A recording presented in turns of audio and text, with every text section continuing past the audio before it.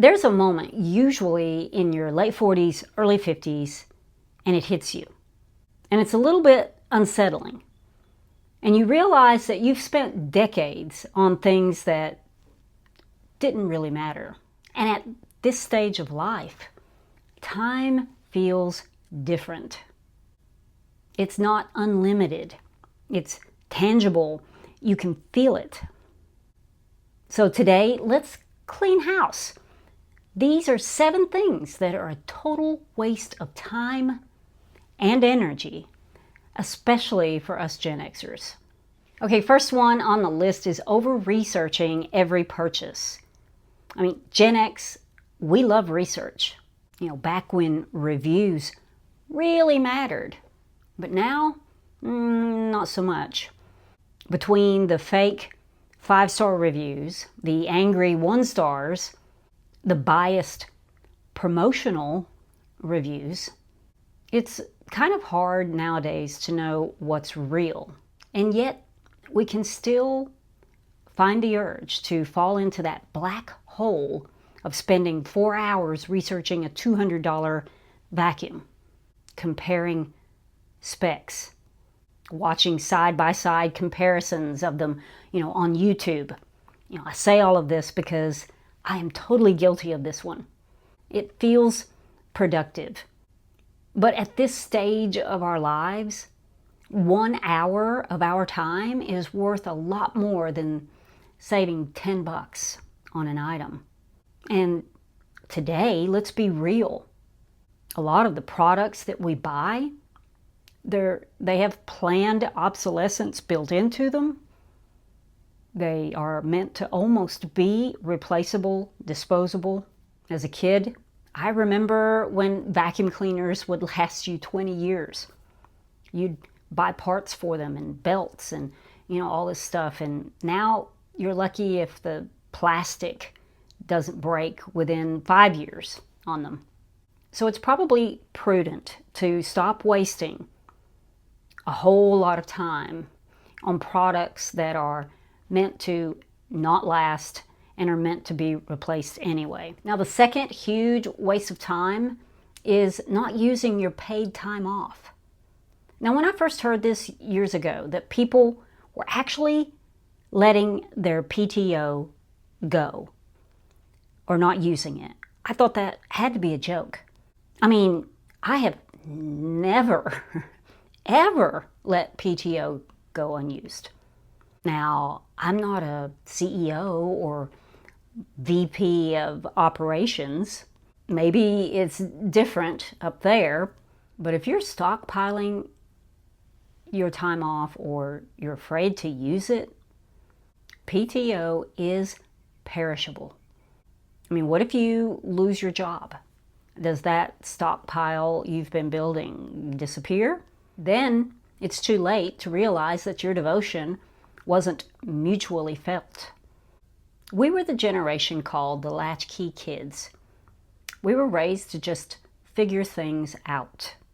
And we brought that same, don't complain, just do it, just get the job done kind of energy to our jobs.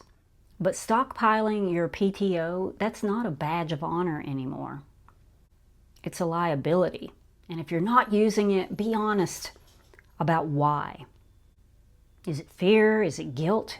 Is it that your identity is tied to your productivity? Use that time before your body forces the issue. Now, the third one is a waste of time, energy, and peace. And that's getting angry at other people's behavior. Okay, they cut you off in traffic. They litter. They park like they own the entire parking lot. You feel your blood pressure rising, and all of a sudden, you wonder if you're in a Seinfeld episode. But the truth is that they don't care. They're not learning a lesson. They're not reflecting on their own character. They're not growing because you left them a handwritten note. You cannot fix random stupidity in the wild. And stress becomes very, very expensive in your 50s and beyond. Expensive to your body, expensive to your spirit. It is not worth letting someone else like that have power over your nervous system. Now, if there's a random intersection on your commute that just sends you to the moon, and I use this as an example because this one applied to me at one point. One certain intersection, the light would be backed up for days. The green light would let about 3 or 4 cars through, and then you'd sit through it another 5 or 6 times. I did this for years, and finally I realized I don't even really have to go through this intersection on the way home. There are multiple other ways home that I can do. It was like, wow.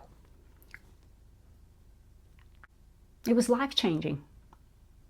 So if you have an intersection like that, find a way to avoid it.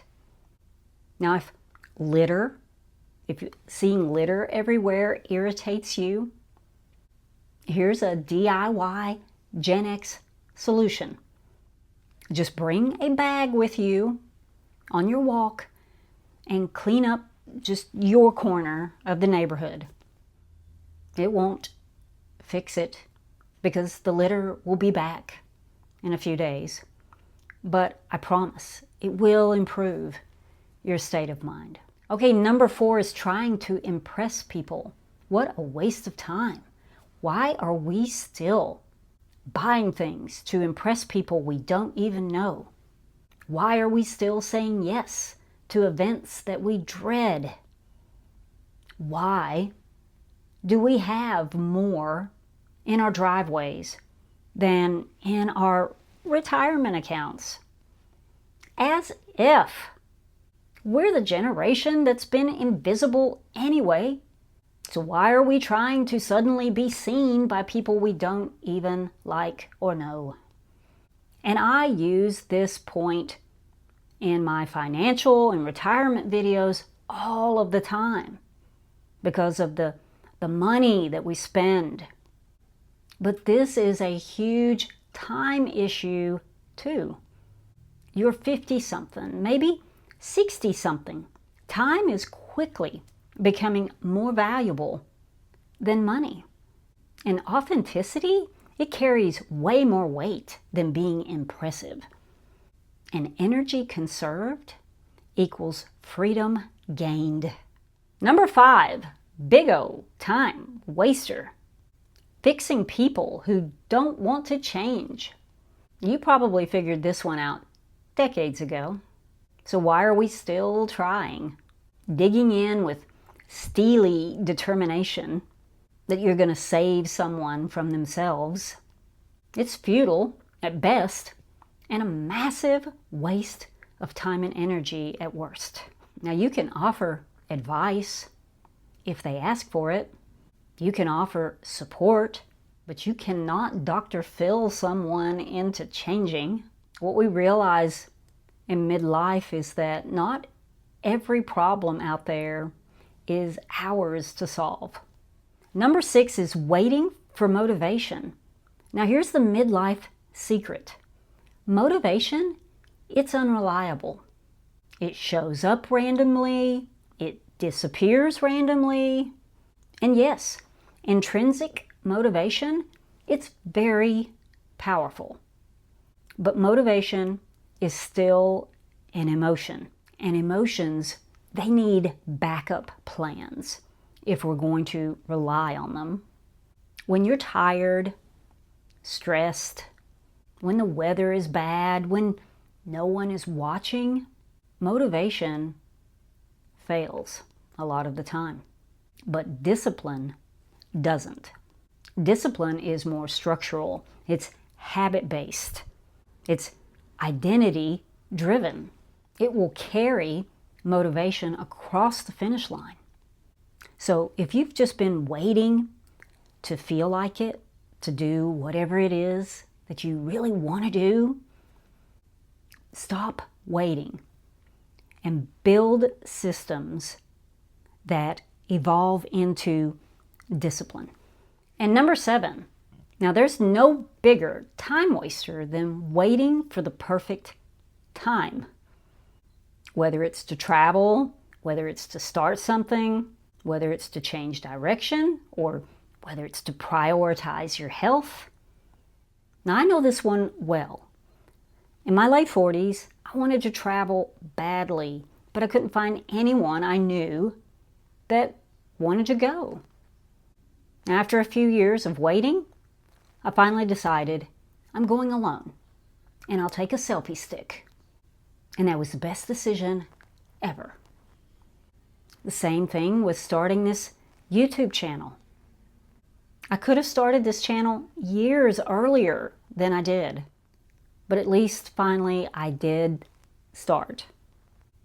And there really is no perfect time. There is only now. There's only today.